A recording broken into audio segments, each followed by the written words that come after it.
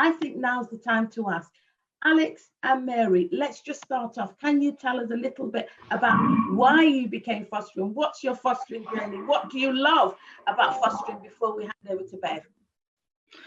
You want me to start? Okay. Right. Well, we've been fostering, as Flo said, for a little over 10 years 10 years now, yeah. Something which we discussed before that for a number of years. And getting into fostering was something which, whilst we wanted to do it at the right time, we made sure we had everything established, everything in place within the families. We had a good structure, a good basis to work with. But it's something where we can give back to community, we can work with children, we can help them develop, help their future, help them achieve their potential, their growth, their opportunities in life. Everyone's not as fortunate as we feel we have been, but we'd like to share some of that good fortune amongst the children, help them develop, help them grow, see their evolution, their life change and develop, and see how they can achieve what they want to do in life and where they want to go, and help them on that way, give them the structure, give them the framework for them to be able to develop their life, their goals, their potential. Yeah, and their independence. That's it. Yeah. And yours is an interesting one, isn't it? Because you came together as joined us as foster carers. You've got your son of your own, and you've got 3 placements. Yeah, 3 placements. Yeah. So you've actually opened your whole entire family. Yes. Tell us about that. How has it been on your son? Initially, when we, like Alexa said, we thought a lot about fostering, what we wanted to do. And when we did decide, we decided to incorporate not only just us two to make the decision, but also to involve our son also, because he also lives in the house. When we start fostering, when the children come, they're also going to be living in the house with him. So we wanted him to be aware of fostering, of what we intended to do. So we discussed it first with him, and we explained to him that we wanted to help other children who, like you said in your presentation, that some of them, their parents, the reason why they're not living with their parents because they're not well or other issues. So we wanted to help other children, and so he was very, very keen with that. And then initially also, because I come from my profession is mainly on caring for people who are with vulnerability. I used to take him a lot with me to work, for him to see the other side, to get to meet people with disability, people who have got different issues, children and adults. And he was always so keen to learn. So when he came to fostering, he said to me, Mommy and Daddy, I would love to help. I would love for us to foster, to help other children. And so, yeah, that's what we did. But we did wait until we could discuss it with him at an age where he would actually understand what we were talking about. Yeah, because it is, you're right, a family affair. Yeah, it's a family quite literally. And as a result, he's learned a lot. In fact, they see him as their brother, and we've got two sibling brothers and a girl, and they all see him. It's like one big family. Yeah. And he's come to it that he supports them, like this homeschooling, which with this unfortunate virus that's going around, he's helping with one of the children to help them with maths and stuff, and he's doing very well. So they see him as their brother, and he supports, doesn't he? He does. And they actually, the children, in fact, don't like being known as their foster carers. When they introduce us to their friends, they introduce us as their auntie and uncle, which is a very good sign. And they introduce Marvin as their cousin. I would say it's not something which we instigated. It's something which they instigated. They came with that. So this is coming from the child. It's from the child, not from us at all. No, that's lovely. That's good. Sorry, we've also got Beverly, who is the other end, really, because Beverly's been fostering for a long time as well, but doesn't have any young children in the house, do you, Beverly? So tell us about your fostering experience. Where I started out with, I've been fostering a long, long time. But when I started out with teenagers. So I've been through, from young age, and I've been through all of the little problems with them. And I've actually carried them through their teenage years. So they all keep in touch. They still keep in touch with me. Then I started on the mother and babies. While I was doing a teenager, I did have a mother and baby. So we got into that. And the mother and babies that I had was mother and babies that had to do a lot of assessments. Right. To make decisions whether the baby goes the mother care for the baby, or the baby goes to guardianship or adoption. That was very interesting. It's a lot of hard work, but then the end results is what pleased me and pleased everybody, because I'm happy that the baby is gone to people who love them, and will bring them up and things. But the teenagers, I have been through teenage. And we know, don't we? You do not need to be a fostered teenager to give us push our buttons, do you? Exactly. All children can do that to us. But do you know something? I've been in fostering. I've been working at Banya for 15 years now. This is my 16th year, and I can honestly say that it is extremely rewarding work. Now, what I want to do is, because we've got this. It's an open or question and answer session. Let's see if we can take some questions from people on the floor. I think people have joined us and they may have some questions for us. Are there any questions out there? Yes, we do have a couple of questions.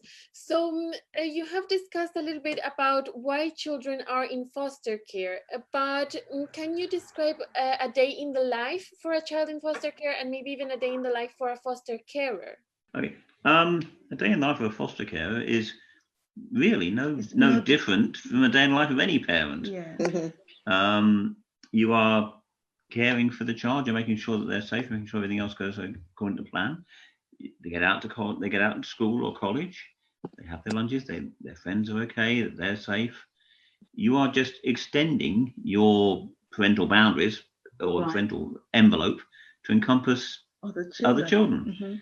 No, so for those, sorry to cut you out, I'm just wondering with that question, for those who've never parented, perhaps, what do you say to those potential carers who've worked with children but never lived with them? How would that day look like to them? Well, they will need to learn from, obviously, after they've received the referral for the child, if they have any queries, they will either speak to the social worker or whoever that knows the child more. And also, once they have that information, they'll be able to have a little bit of idea about the child. And when the child comes into their home, they really need to learn and listen to the child and listen with what the child is coming with, because that's one way of beginning to build a relationship. Yeah. So what I would say is, obviously you provide the skills to foster training, you provide the other training courses, which give a grounding for us. But the point is that we're not alone in this. We have the support structure. We have the Banya social worker. The children have their social workers. Yes. There's a greater community of professionals who are there to help support us as the front end parent in how to deal with that child and how to help the child along and what's going on. Now, depending on that child, if they're a young child with going off to nursery, that's one thing. If they're an older child who's got college or school or challenging issues, I mean, the children which we foster and have fostered have nearly all had additional challenges to actually being in the foster system. Right. They've had problems. They've had additional issues around how they see attachments life and how they've got attachment issues, or they've got they feel guilty for leaving guilt their issues, family. they've got other issues you as know. well. And those need to be encompassed and dealt with at the same time. So does that involve a lot of meetings? Yeah, a lot of meetings. You have to seek advice. Yeah, you have Be realistic. Realistically, you have to consult with psychologists, psychiatrists, doctors. You have CAMs, but the professionals are there to help you, and you're also an advocate for the child. It's so important for you to be an advocate for the child. I cannot stress enough about listening and watching and being able to understand where the child is coming from. You really must do that. Yeah, thank you. Bev, do you have anything you want to add? Yes, because I've had a child, young teenager who had learning difficulties and was afraid of staying into school. She would not go to school. So I spent a lot of time with her by going to the school with her. She stayed in school while I was there. If I leave, she's out of school. Then there was exam time, and then I said to her, no, you need to take your exam. She was extremely good because of her learning difficulties. She was very good with art. She's a very good artist. So I needed her to take that exam. So I sat half a day at school letting her do the exam, because every now and again she would look to see if I'm still there or not. That's right. So really? Yes. So I had to stay there for the entire exam thing. And she passed the exam. Oh, well done. So I took a lot of time with her. Even her getting into problems, I would be there. I would be the first one there for her.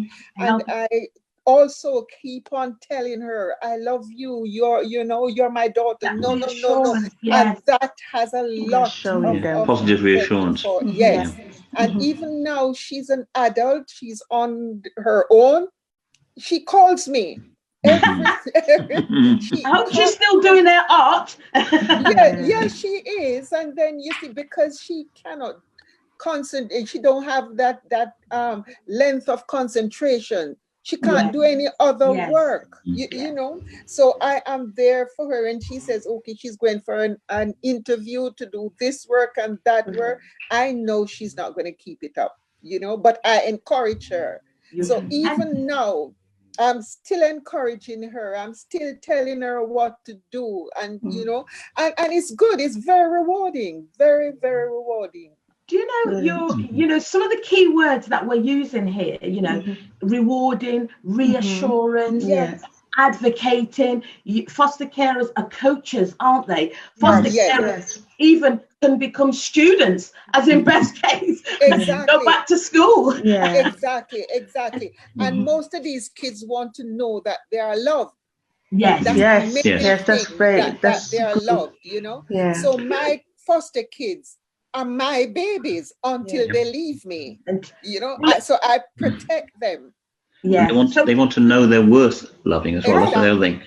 Not only that they are loved, but they are worth love and worthy of love. Exactly. They are. Fantastic. Definitely. Fantastic. Definitely. Thank you, guys. Mappa, do you have any more questions for us? We don't have much time, but we do have a question. Is fostering a full-time job, or am I able to have another job at the same time? Oh, all right, I can get that one. Really? So, well, it's a mixture, isn't it? Because we've got foster carers who do work. If you're a single carer, then we will need to be clear about how you're going to manage work and caring for a foster child. If you're joint, then it could be one works, one doesn't, one works full time, the other one has flexible hours. I think the truth is with fostering, you can work, yes you can, but it depends what type of work and how flexible it is, and how many people are available to look after the foster child when you're at work.